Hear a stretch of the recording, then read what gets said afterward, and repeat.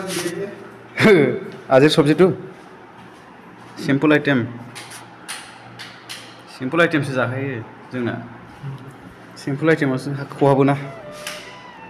फ्रिजआव दोनबावनाय नामा दैया बया थान्दा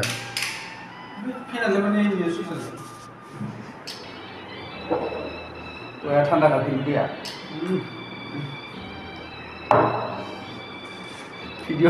भिडिअ'ल'सो जोंना नै 12टानि जानोसै आरोना सानैल' ओमफ्राय आरो गोजौ सासे दं बेबो फैगासिनो बथा एकदम बरिया रमेश की सब्जी बनाइसे आज इनका को आज सब्जी तो बरिया होइसे बयखौबो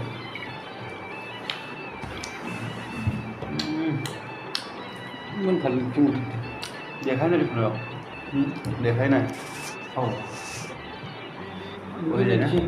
लासआव थोदि लासआव थोदि नांगौ एदि थोदि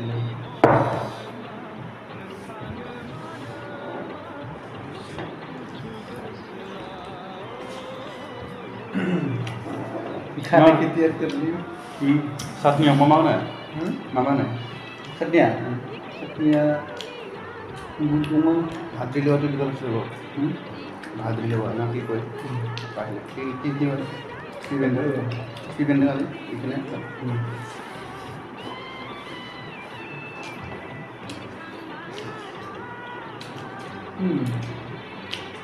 और बच्चे तो लोग सिम्पल आइटेम ना बरिया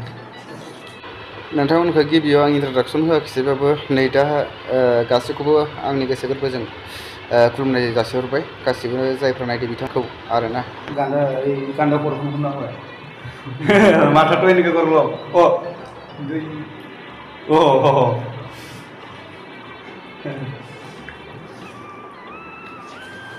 राङालाव सयाबिन आलु भाजा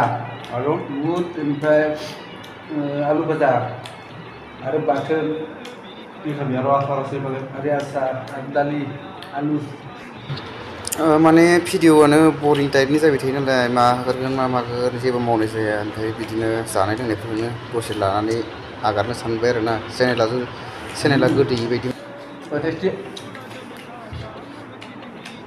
भिडिअ मांस खाওয়াটো আমি না পানি তুলো না কেন লইলো চলো ভিডিও হ্যাঁ পানি তুলো লইলো